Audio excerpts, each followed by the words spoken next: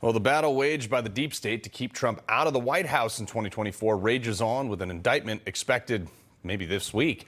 No one more familiar with this than those who have stood by the former president's side through it all. Joining me now to discuss, Trump 2020 senior advisor and the host of the Right View podcast, Lara Trump herself.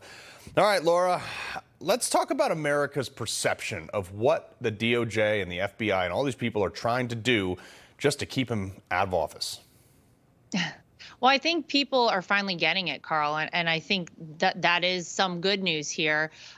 Look, you can only fool people so many times, and you can only target the same person so many times in the way that we've seen happen to my father-in-law before people start to realize what this is ultimately all about.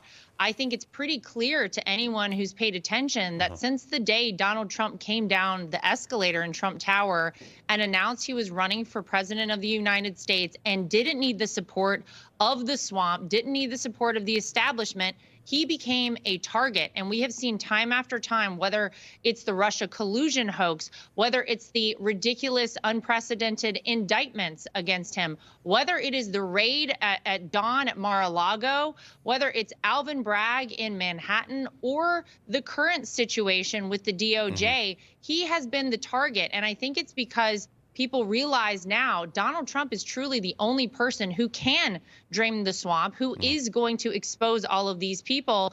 And I think the American people have caught on pretty quickly to that. Yeah, and it's also the greatest contrast we've ever seen, going from his presidency to Joe Biden's and potentially back to his. Comey, we played this yesterday with Alina Habba, and she reacted to it. But I want to get your reaction just on the absolute hubris of James Comey. Roll it. You said that Trump poses a near existential threat to the rule of law. Think about what 4 years of a retribution presidency might look like. Yeah, fire up the popcorn. That's what people want. Quite frankly, people are embarrassed by where we have seen America head here at home on the world stage.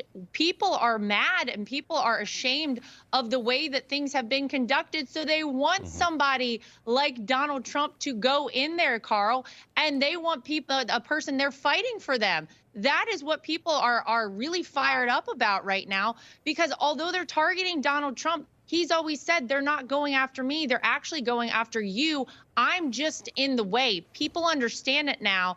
And I think that gentleman you just heard from there is probably pretty upset and pretty afraid of the idea of Donald Trump becoming president again, because I guarantee you he knows that he is in trouble, along with a lot of his friends who helped him along the way.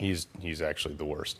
But let's talk about what's going on in the justice system here. Okay, it's like you guys can fend off. I mean, fortunately, very fortunately, you have the resources as a family to fend off tens, if not hundreds of millions of dollars of legal expenses to try to keep just to be proven innocent. I mean, that's what you guys need to do, is you need to prove your innocence every time. They don't need to prove you're guilty.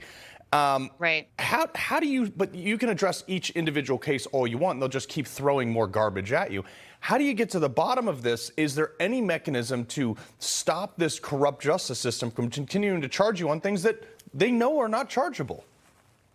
Well, I mean, I think that's the problem we find ourselves in here in America right now in 2023. And it really feels like the answer to that is no. Right now, there really is no mechanism, because you see who ultimately is at the top of things in the White House right now. It's the Democrats who are in charge of everything right now.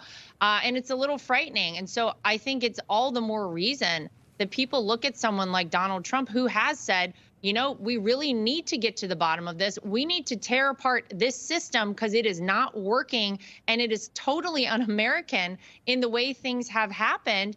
And we need to maybe start from scratch at some point with a lot of the United States justice system. Because, look, if people don't have faith in one of our fundamental institutions like this, we really cease to exist as the same country. And so I think that is where we are right now in America. And I'll tell you, we are fortunate, you point that out, that we have the resources to fend this off. But think about the people whose lives have been ruined by this unending pursuit of Donald Trump. They have not cared whose lives they've ruined, whose jobs, they took away, whose families they ultimately destroyed because they felt like anything was on the table and as long as they got Donald Trump at the end of the day, and it's disgusting and disgraceful. Yeah, I mean, look, he's polling, like, depending on what poll you get, 30 to 50 points ahead of anybody else in the race. Do you think you're going to start seeing other GOP candidates start dropping out and picking a side here? Well, I mean, at some point, maybe some of them are trying to see if they can squeak into the debates and see how that all plays out. But I think it's pretty obvious. There are a lot of people who decided to throw their name in the ring to run for president to get some notoriety. Some are running for vice president. There may be a few people who actually believe that they have a snowball's chance, so to speak. But I think it's pretty clear that the bulk of this party is behind Donald Trump. He changed the party. He started a movement that was unprecedented here in America, and they are all running, no matter who it is, on the Trump platform, or they're just in to be spiteful like Chris Christie. Either way, I think everybody knows at the end of the day, it will be Donald Trump. And I assume after maybe the first debate, you'll see people start picking sides. Fair enough. Yeah, and it's also, one of these things, too, is he taught the Republican Party how to find their backbone again and fight. And that will be forever credited to him. Lara Trump, we appreciate you joining us. Thanks a lot.